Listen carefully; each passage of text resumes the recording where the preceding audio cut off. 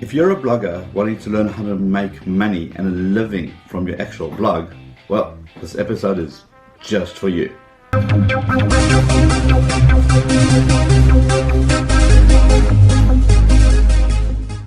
Welcome to another episode of Talking Tech with the Techie Guy. My name is Liron Segev, and where we make sense of technology one question at a time. Today, we're talking all about blogging, and our expert guest is Holly Homer, who's going to be telling us exactly what you need to do to be able to take your blog from this level to this level. Can you actually do it? Is this a real thing?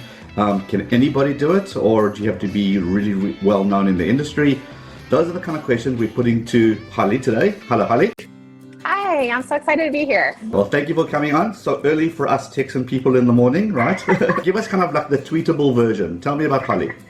Yeah, so I accidentally started a blog about 10 years ago. I had no idea what even a blog was.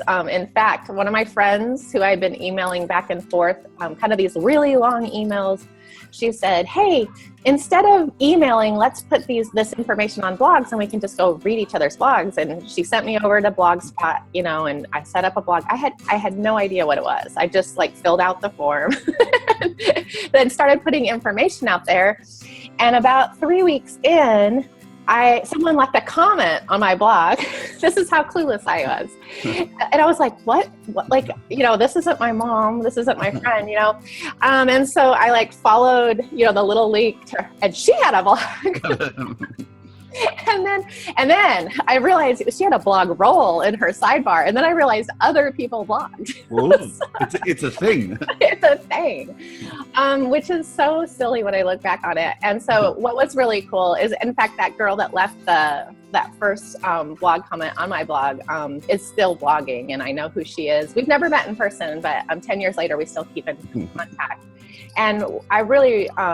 I kind of immersed myself into that, whole blogging, kind of the culture and the community and how supportive it was. At the time, I was a stay-at-home mom of 3 boys under the age of 5.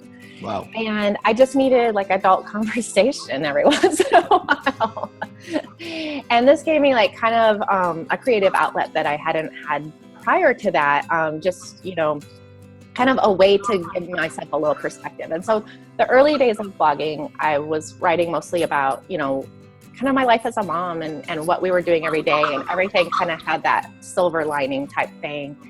And that kind of grew into realizing that people and especially local companies approached me to talk about their products on my blog.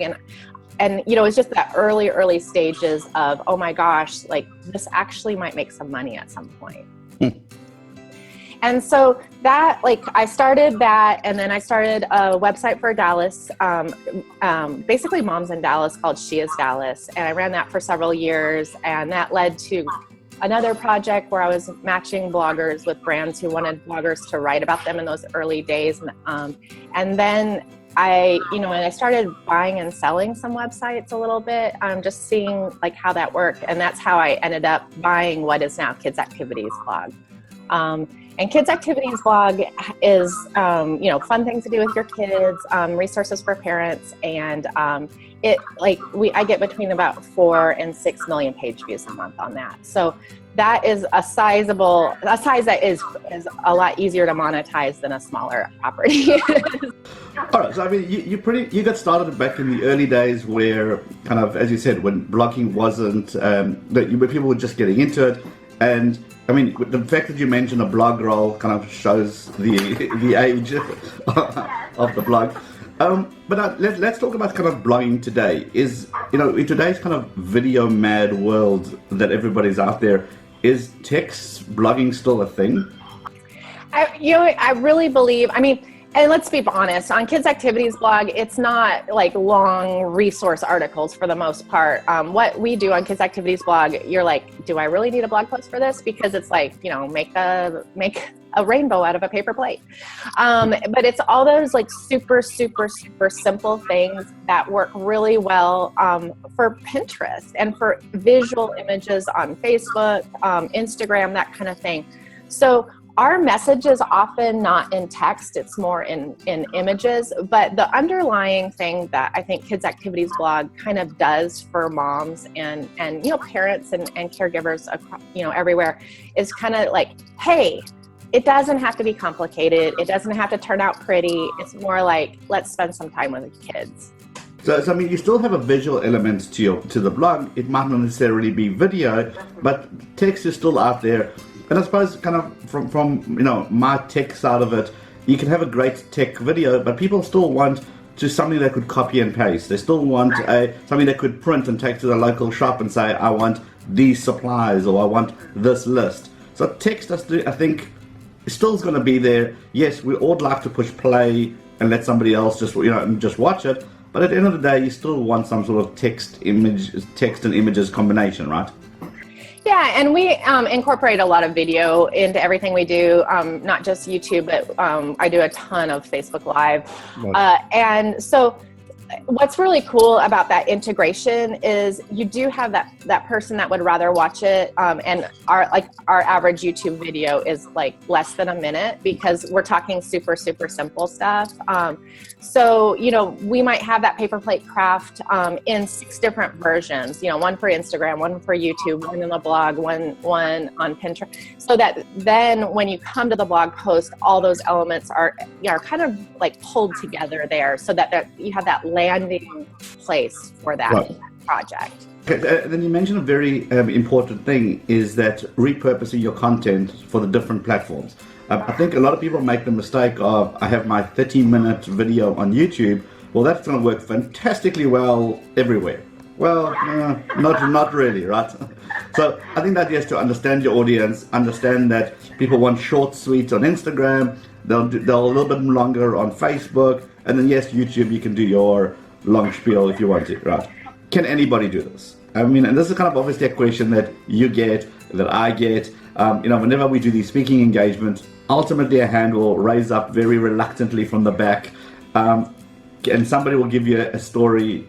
And, do you think anybody can just get out there? Do you have to have something special? Do you have to have a niche? Is it overcrowded? What do you think? I actually, and I truly believe in my heart of hearts that anybody can do this because I had no special skills. Okay. In fact, I'm a retired physical therapist. Like so when everybody was in writing classes and photography classes and art classes, I was in a science laboratory. So I didn't even have like the background where I had ever written anything, or I had always had an interest in photography, but you have to remember like 10, 12 years ago, that meant we had this little square camera that we were, suddenly when digital came out, we were like super excited. So, I mean, it's kind of crazy how much has changed in the last 10 years. And I truly believe, I think one of the keys to my success is that I've been doing it for 10 years and consistently doing it for 10 years. I can't tell you how many people have started and stopped over that time that were way better at everything than me.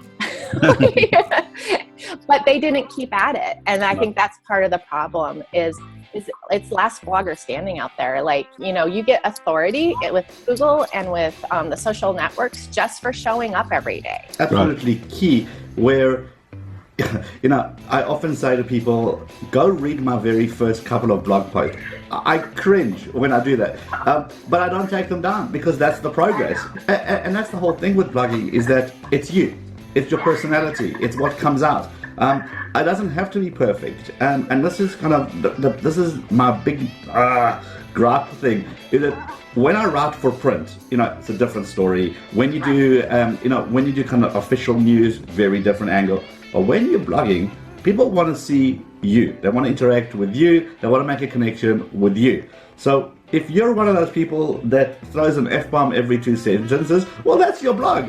But you cannot put that into your official news brief or a press release. Okay, that's not going to fly so well.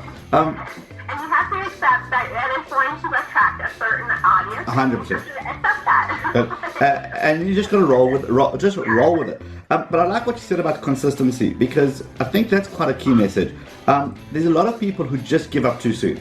There's a lot of people who start and they're doing amazing things, but then they don't instantly kind of grab that fame, and they're thinking, well, I've been doing it for 3 months. I should be clearing 100 grand by now, but I'm not. I'm giving it up. And yeah, not so much. Yeah, and I mean, I think we were blessed. Those of us who started early, we were blessed with kind of not understanding that this actually could make money, so that we just blissfully did it for the love of doing it for a really long time.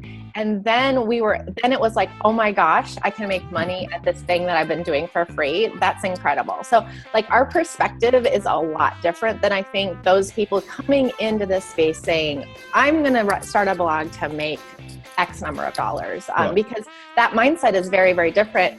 And it does, and I am the biggest, capitalist in the world, but when you can make money from doing something that you love, it's not work. But when you come in and from the other angle, I think it does stunt people a little bit. They're doing things for the money instead of stepping back and saying, how can that art create that income?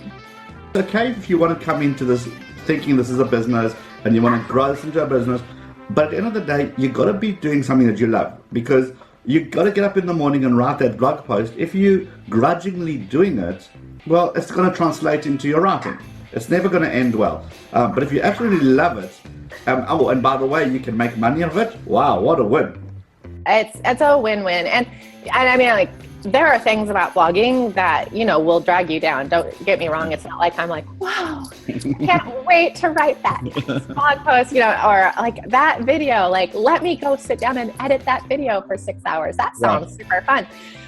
There's parts of it, but if you can step back and see how, like, your creativity, and this is what's so cool about this space, is that there are no rules. This is the Wild West. You are creating your own adventure here. Nobody's telling you what to do or what you can do or what you can't do. That's completely in your control. And you can do it across a different, 1,000 different ways. You can do the videos, you can do the pictures, you can do it in like a million different ways to get your words out. And so when you put those all together, that's so uniquely you, and it's so uniquely as far as the path that your blog is going to go on. And that's what's so important about, like, yes, at first you're going to be patterning after things you love, but then to be able to kind of unleash your, creativity to go in a direction that may not be out there already. Knowing to adapt is what you're saying. It's kind of understanding that you might think you're going through a certain path and a certain direction, but be clear that it's okay to change, and it's okay to roll with it, and it's okay if it takes you into a different direction. But I also think that you got to kind of not sway too far away from your core. If you're a mom blogger, and yes, it's okay to get into cars, it's okay to get a little bit of fashion, it's okay to kind of do peripheral things.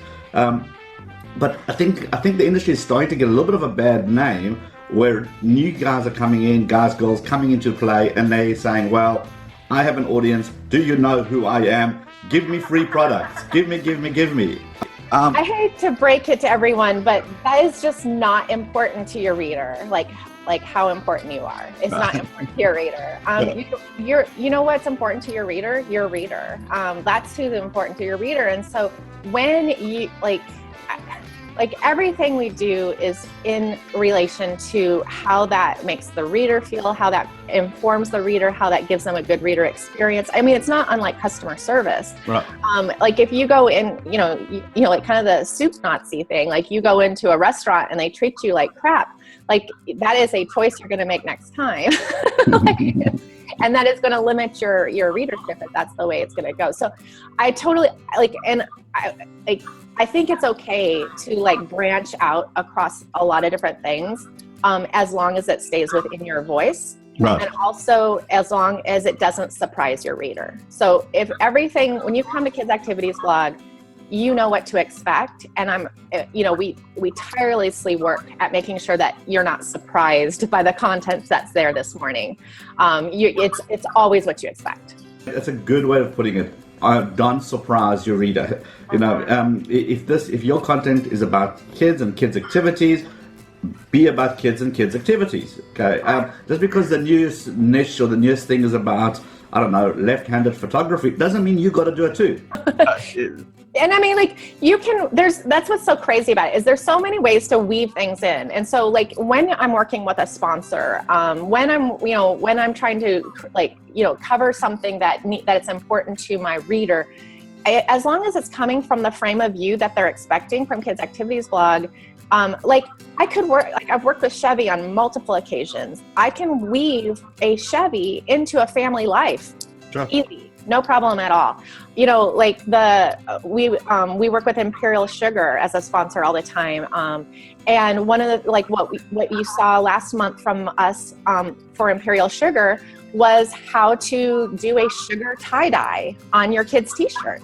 Well, I mean, that is a kid's activity that is our fundamental thing. And oh, by the way, Imperial Sugar is an amazing sponsor, and moms need to know about the quality of their sugar, kind of thing. So, like, always thinking how these incorporate, how the reader will react, how you're enhancing the reader experience, even through sponsored content and affiliate content and that kind of stuff. Right. I mean, one of the big questions is, how do I monetize, right? And there's lots of ways of doing it, but there's also the wrong way of doing it, okay? Give me is probably the wrong way of doing it until you've built up some sort of an audience. What would you say is kind of a good way? Somebody's got a fair size, and size kind of really depends, because, your various niche, you could be, I don't know, as I said, the left-handed photographer, and that could be 3,000, but that 3,000 is amazing. But if you're into something else, then 3,000 is kind of your starting point. So, we're not comparing numbers across industries, but if you're starting out and you've got a little audience, there's lots of engagement and interactions, and you're quite proud of the work that you've done. Now you want to approach a brand. What would you say is the process of doing it? Because they're not approaching you at this stage. You're not on their radar yet. What was the process? So I actually have two ways to go about that. Number one is to get on their radar. So and that's where you like look, and the smaller your blog is, I think you bring up a really good point. The smaller your blog is, the better off you're going to be if it's highly niched. Not only for your audience, but for Google.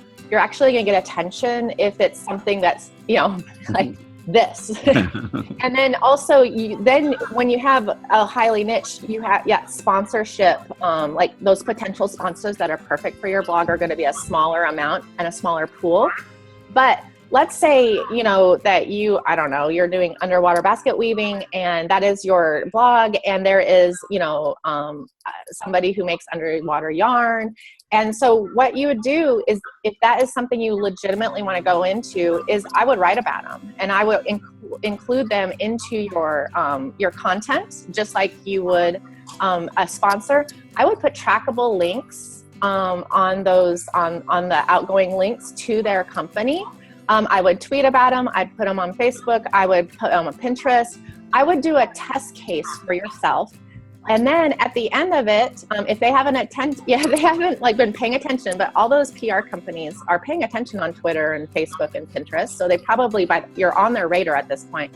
So when you follow up with an email that says, hey, I wrote these 3 blog posts about you because I love your company so much. And oh, by the way, I just want to let you know that it got this many social shares. I sent you, 700 clicks. And these are people that were really, really interested in this. I would just write those down and then say, hey, I would love to work with you and just see where it goes. And I wouldn't just do that for 1 or 2 companies. I do it for several and see where it takes you, because there are a lot of companies that are looking for bloggers, but they don't know how to find the ones that are going to hustle. And so if you can basically tell them, hey, this is what I've done in the past for free for you, guess how hard I'm going to work for money. And do you suggest approaching the company directly, or do you suggest kind of looking for their PR firm? What's a better route to go? Yeah, it takes a little detective work. I would start on their website and see if sometimes, depending on the size of the company, they may spell it out for you. That might say, hey, look on their press page, look on, you know, like kind of, you know, who to contact. You know, you can kind of start like Google, you know, if it's a company name, Google the company name. Oh, that's a PR company. You can sometimes do that. The other place that's really good to do that on is Twitter.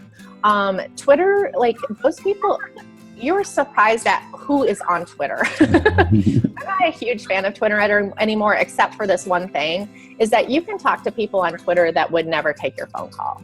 Good tip is to go to LinkedIn and be able to say, who is the PR company for this brand that you want to work with? And it's amazing. It just literally pops up. You can make contact. And as you said, a lot of the time they're actually happy to work with you. You know, there's a lot of times where a lot of the big, I'm going to call it the big players, right, in inverted commas, they're happy to work with them, but then their rates are going to go up dramatically.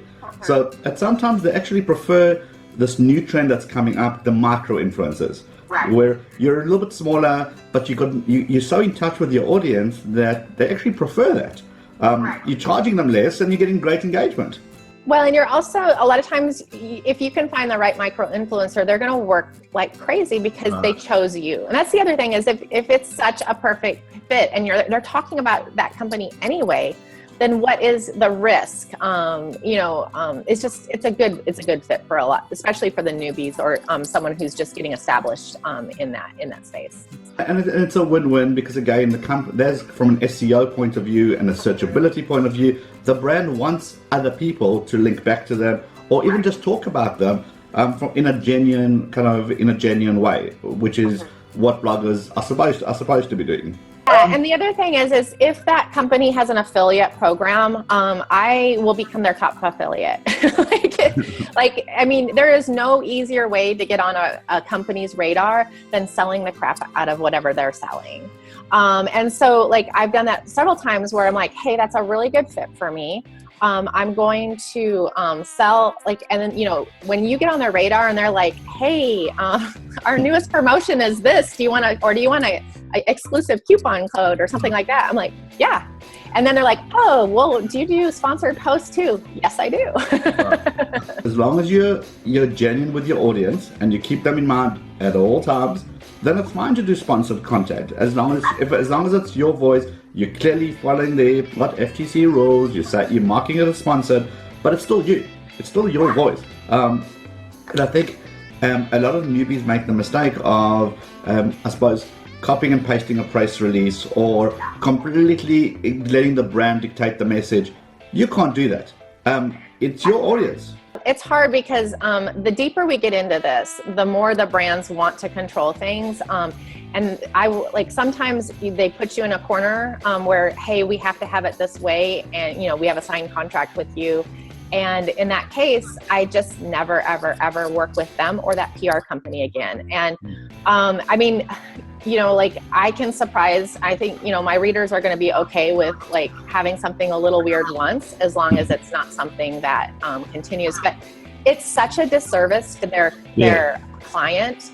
But I mean, you have people in a lot of these companies that don't know what the heck they're doing. So, I mean, like, and they're, you know, they're on their jobs on the line for some sort of metric that I don't even understand what they're trying to do. If they would explain that, I could show them how that would do the best. But sometimes they're not open to those conversations. And so you have to be okay with like either walking away from a job or just not taking the next one. And it's okay for you to say no. I say no probably 9 times to everyone. Right. It's got to fit. At the end of the day, it's got to be something that fits your personality, your blog, your audience, because that's the community that you build up. That's the trust that they have with you. You know, if you never ever spoke about a specific brand because you personally hate it, it's going to come across as, hold on, how much are you getting paid to say you absolutely love it when the last 7 blog posts you absolutely hated them? What changed? Right.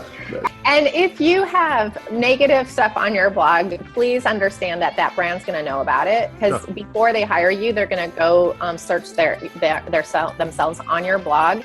And they're also going to look at how you treated past sponsors. So if you are a negative Nelly, I just don't think you should be writing sponsored content. That is not this place for that. Do not take a sponsor you can't be nice to. I understand that you might not love absolutely everything about everything. You know, when I do tech reviews, there's some features which I love, and there's some features which I don't. But I don't slate the brand. I don't kind of rip into them and say how ridiculous they were. And I know there's lots of people out there who do that, who are absolutely cutthroat. It's just not my personal style. But you don't have to be all, wow, this is amazing, and angel moments. It doesn't have to be all that. You could be genuine. You can say, look, I absolutely love 1, 2, 3, 4, 5. I wasn't a fan of 7, 8, 9, and 10. And that's okay, because not everybody's going to love everything. And brands understand it. Well, and that's the best brands to be working with, is those that understand it. And what brands who don't understand is that is how your readers are going to value your authenticity. If you are all rainbows and sunshine about every single product that comes out, that is just not reality. Just like when you go to Amazon and you read the reviews, and like the 10 5-stars at the top are just like read like the brochure, and you're just like, okay, no. And your audience is smart. I mean, they know to ignore the top 5 stars, to ignore the bottom ones, because those are the really pissed off people. And then kind of you focus in the middle, because that's where most of us would probably resonate. Yeah, it's so true. So okay, you've given us amazing tips. Great way to get on people's radar, which is perfect, because a lot of people, it doesn't matter how big you are, you can still get bigger. And if you're starting out and you want to do your work, be genuine, do your research, do your activities, have a voice, have something that's uniquely you, and start stepping it up. So to end off, if you had one challenge you can give someone who's already started, has got a couple of years under their belt, has got a nice audience, what would that challenge be to take it to another level where they could start actually making some real good money out of this? What would you challenge them to do? So I think at this point, just this time and space is, I think, the fastest way to get on sponsors' radar and to really get connected with your community that you've already built or that you're in the process of building is live video. There's just not a lot of people doing it, just statistically. And the other thing is there is no quicker way for your audience to connect with you than through live video. And so they're going to get more kind of rabidly supportive, and sponsors see that. And there's such an easy connection for sales, information exchange, and community building within the same video. And so I know a lot of people are like, that just seems like a fad. It is not a fad. This is something that's going to be going on. I mean, we used to do it on Google Plus, which was a fad, and now we're doing it on Facebook Live, and who knows what that will look like in 2 years. But I can tell you that live video is not going anywhere anytime soon. Right, so the big challenge is go do some live videos. Doesn't matter how many viewers you get at the beginning, just do it better, do it faster, and get kind of better at doing it. Therefore, you start building your audience quicker, get more subscribers, more people viewing your blog, and therefore, naturally, sponsors want to see that kind of stuff. Absolutely. And Facebook itself says that the most engaging posts on Facebook are live video. So that's going to get your Facebook page more reach, which who doesn't want that? It's all about growing the audience. All right, fantastic. All right, Holly, thank you very much for joining us. If people want more information about you, your blog, your kids' activity, this is your plug myself moment. Go for it. All right, you can find me on Twitter at Texas Holly, or my blog is kidsactivitiesblog.com, but you can also find me at hollyhomer.com, which is where all my blogging and social media advice, and I have a Facebook page that coordinates with that. Head out there. You've got some great articles on growing your blog. All right, thank you very much for your time. Thank you.